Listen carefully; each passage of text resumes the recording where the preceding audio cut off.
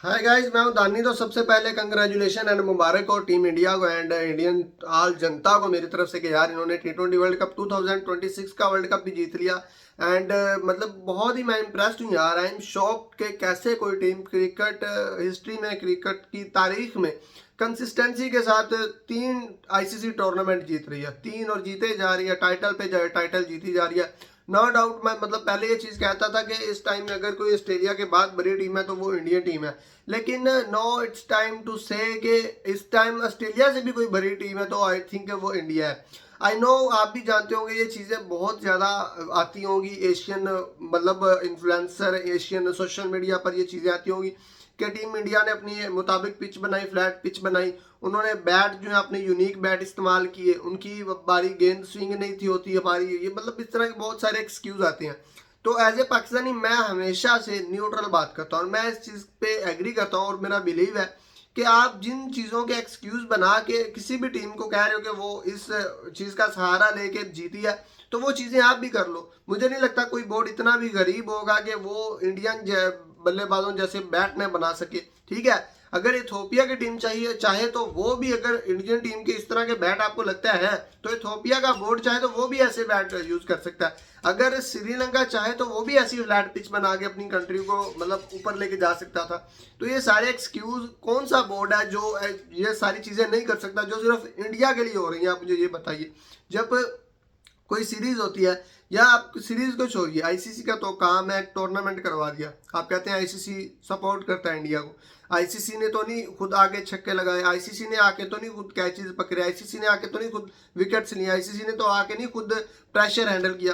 तो यहाँ पर मैं ये चीज़ कहता हूँ कि इंडियन टीम नो डाउट इस टाइम फुल स्किलफुल है, बहुत स्किलफुल है यार। और सबसे बड़ी चीज़ मैं जो अगेन एंड अगेन कहता रहता हूँ कि क्रिकेट में वही टीम राज करती है जो जितना ज़्यादा प्रेशर कंट्रोल करना, हैंडल करना जानती है। और स्टिल टाइम में इंडियन प्लेयर्स सबसे बेहतरीन प्रेशर हैंडल करना जानते हैं। और दोस्तों, जिस तरीके की रात को फाइनल में क्रिकेट खेली इंडिया ने, उन्होंने न्यूजीलैंड को मैच में आने ही नहीं दिया, टोटल आउट क्लास करके रख दिया और टोटल आउट क्लास भी किया। और उससे हटके हम बात करते हैं ना, साउथ अफ्रीका वाले तो वैसे ही बदनाम है, उनको चोकर्स कहते हैं, चोक कर जाते हैं। न्यूजीलैंड वाले उससे बड़े चोकर्स हैं जो कि इंडिया से मिले। और मैं आपको एक चीज़ बता दूं, अगर साउथ अफ्रीका आ जाती, न्यूजीलैंड आ जाती, इन दोनों में से कोई भी आ जाती फाइनल में, इंडिया ने ऐसे ही आउट क्लास कर देना था। क्योंकि उनका एक ही एम है कि बैटिंग करनी है, टारगेट देना है तो 250 250 से नीचे टारगेट नहीं देना। और जब मैंने पहले बताया था, 2-3 दिन से पहले बता रहा था कि ये टूर्नामेंट भी इंडिया जीत जाएगी। और जब टॉस हुआ, टॉस होने के बाद मिचेल सैनेटर एक ऐसे बंदे को, एक ऐसी टीम को बैटिंग ऑफर कर रहा है जो सेमीफाइनल में बैटिंग करते हुए 250 का टारगेट दे के आई है। ठीक है, एक ऐसी टीम को 250 मतलब टारगेट बैटिंग इनवाइट कर रहा है। तो मुझे तभी पहले 80% चांस थे कि इंडिया फाइनल जीत जाएगा, तब मुझे 95% हो गया कि यार ये टीम इंडिया को फाइनल मैच में बैटिंग इनवाइट कर रहा है कि चूज टू बॉल फर्स्ट। तो वो क्या हाल करेंगे वो इंडियन टीम। हमेशा से मैं कहता आ रहा हूँ कि जिसने इंडियन टीम को डोमिनेट करना है या हराना है, तो सबसे पहले जो स्किल है, उससे पहले जो चीज़ है उनकी साइकोलॉजी समझनी होगी। ठीक है, आपका जो ओपोनेंट टीम है वो सोचती क्या, वो करती क्या, उनका एम ही है कि हमें बैटिंग मिले। वही तो ये सोचते हैं कि फ्लैट पिचो, बैटिंग पिचो, कोई टीम है हमें बैटिंग दे, या हम टॉस जीते हम बैटिंग करें, हम 250 से नीचे रुके ही ना। वो तो प्रेशर लेते ही नहीं है भाई। आपको पता है सेमीफाइनल में वो 250 मार के आ रहे हैं, आप फिर उनको बैटिंग दे रहे हैं मिचेल सेंटर की। यहाँ पे मुझे अकल में थोड़ी सी हैरानगी आई, और वो भी प्रेशर गेम में। सर प्रेशर गेम में, pressure game semifinal, final, pressure high voltage game ही होती है। यहाँ पर इन गेम्स में आपकी जो मुखालिफ टीम है वो आपको अगर 190 का टारगेट भी दे देना T20 में, तो वही बहुत प्रेशर बन जाता है। और उसी प्रेशर से टीम का कोलैप्स हो जाता है, चाहे जितने मर्जी बड़े बैट्समैन हो, जो कि न्यूजीलैंड के साथ रात को हुआ। सबसे पहले तो उनके बॉलर्स ने इतनी गंदी बॉलिंग की है ना। ठीक है, इंडिया ने तो जो अच्छी क्रिकेट खेली है खेली है, न्यूजीलैंड के बॉलर ने बहुत ही बुरी, बहुत ही घटिया बॉलिंग किया, सिवाय मिचेल सेनेटर के। उस बंदे ने थोड़ी सी बेटर मतलब इकोनॉमी और बॉलिंग दिखाई है।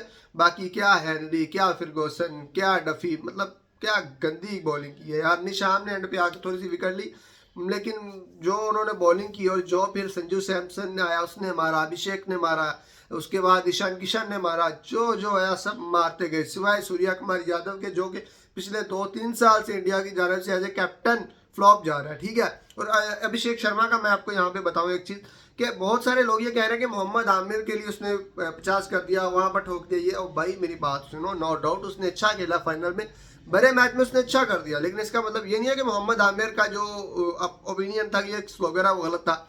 His opinion is a right. उसने कहा था स्लोगर ऐसे ही होता है। पहले आप लोग स्लोगर का मीनिंग अपने माइंड में सेट करोगे। स्लोगर का मीनिंग क्या है? स्लोगर का मीनिंग है जो बंदा 10 में से 1-2 मैच खेल जाए। और आप पूरे टूर्नामेंट के मैचेस निकालिए, अभिषेक शर्मा कितने मैच खेला और कितने में परफॉर्म किया? 2 मैच में परफॉर्म किया, तो it is a slogger. Mohammad Amir में इसके बारे में कुछ गलत नहीं कहा, उसने सही कहा, ये स्लोगर ही है। और रात को जो सॉरी टू से न्यूजीलैंड की बॉलिंग थी ना, वो उन्होंने बॉलिंग भी कुछ खास नहीं की। मैं ज़्यादा डीपली जाऊँ तो बताऊँ कि कहाँ पर कैप्टनसी भी गलत हुई, किस बंदे को ओवर देना चाहिए था, किसको नहीं।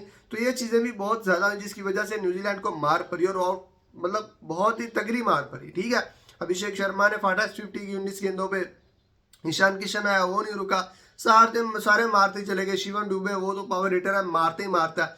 तो जब न्यूजीलैंड की बैटिंग आई तो जो होप्स थी, मुझे पहले ही पता था अगर Finn Allen and team Seifert रुक गए, खेल गए 10 से 12 या 15 ओवर, तो फिर कुछ चांस है, मतलब 100% नहीं है, कुछ चांस है कि इंडिया जीत जाएगा। लेकिन अगर ये दो बंदे पावर प्ले में आउट हो गए या इनकी पार्टनरशिप गिर गई तो फिर न्यूजीलैंड के लिए नामुमकिन हो जाएगा, जो कि फिन एलन अक्षर पटेल की ओवर में आउट हो गया, कैच दे गए और फिर उनकी विकेटें गिरती ही गई और आई थिंक ऑलमोस्ट 100 रन से इंडिया ने हराया न्यूजीलैंड को, 100 रन से।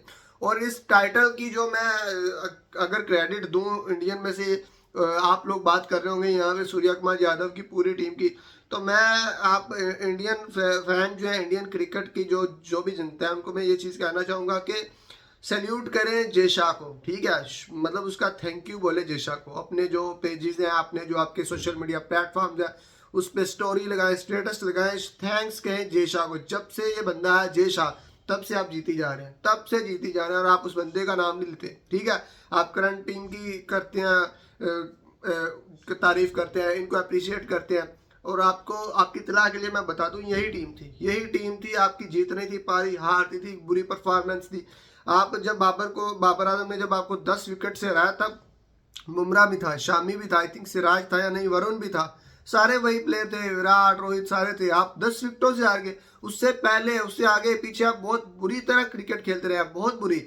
अब वही प्लेयर है, वही बोर्ड है, वही पिचेज है, वही बैट है, एवरीथिंग सेम। बट जो बंदा आपके चेयरमैन बना है ना जय शाह, आई थिंक मुझे लगता है इस चीज़ पे इंडियन टीम को अप्रिशिएट करना पड़ेगा कि उन्होंने अपने 4-5 साल में अपनी क्रिकेट को बहुत यूटिलाइज किया यार, बहुत डेवलप किया और अच्छी क्रिकेट खेलते आ रहे हैं। जहाँ पर भी कोई भी आईसीसी इवेंट आता है तो वो मतलब क्रिकेट अच्छी खेलते हैं। ये जो चीज़ें होती है, एक्सक्यूज़ होते हैं, मैं इन एक्सक्यूज़ को नहीं मानता सर। देखिए कल को अगर पाकिस्तान टीम डेवलप करती है, जो कि हमारी कोशिश है, लेकिन जो पाकिस्तान टीम की हालत है, मुझे नहीं लगता अगले 5-10 साल भी पाकिस्तान टीम इस लेवल तक आए या खुद को डेवलप करे जो वो चीज़ें कर रहे हैं। लेकिन अगर बिलफर्ज आती है पाकिस्तान टीम या श्रीलंका की टीम इस तरह ऊपर आती है, तो आप उनके अबाउट क्या कहेंगे? उनके अबाउट भी आप एक्सक्यूज़ बनाएंगे, वो ये चीज़ यूज़ कर रहे हैं, उनकी पिच ऐसी है या वो फलां कर रहे हैं। चले इंडिया के अबाउट आपने कह दिया उनकी पिच ऐसी है, वो बैट दूसरे यूज़ कर रहे हैं।